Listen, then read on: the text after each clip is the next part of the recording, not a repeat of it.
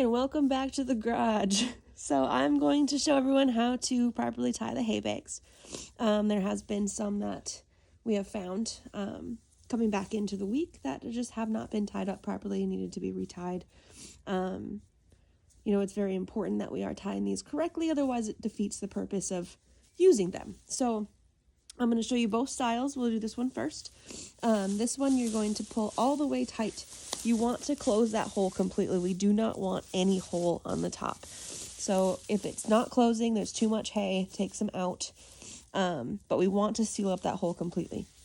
And then you are going to take this, drop it all the way down, take your ends and tie a knot holding that thing down. So you're going to want to do a knot and then pull it tight against it so it holds that thing there and keeps that hole closed. Then you do want to tie this loop as small as possible, so pull the excess in and then send the rest through. Okay, so kind of the same way that we've been doing it, but you want to keep it really tight. So the loop that you send it through, make sure it's really small. You just want it to barely fit through. Pull it tight, another small loop, keep doing that until you use up all of your excess here. When you get to the end, you're just going to put your two ends through and then pull it tight so it kind of locks it down. So that's the right way.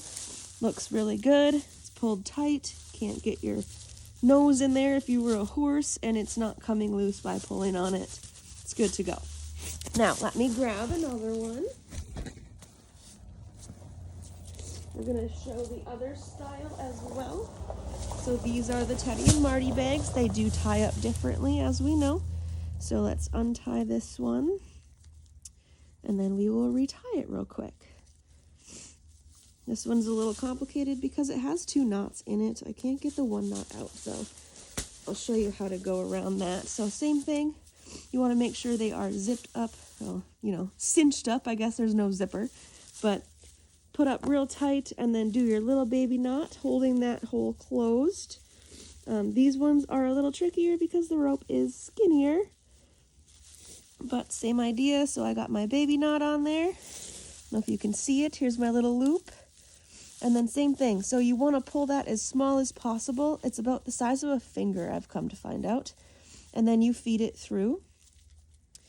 And you do the same thing. So you just keep feeding it through, little as possible, until you use up all of your excess. You'll get a really tight braid this way. And that's what we're looking for. We don't want any loose floppy braids. We want really tight, cinched up bags here. So when you get to this weird knot, some have random knots, just kind of go around it. That loop may be a bit looser than the others, but that's okay. Same thing with that knot, just kind of go around it. And then you're going to get to the end again, same idea, stick the whole end through the last hole and then pull it tight, kind of like a little knot. And that will keep that bag cinched up tight. You got a really nice tight braid there, and that's exactly what we're looking for.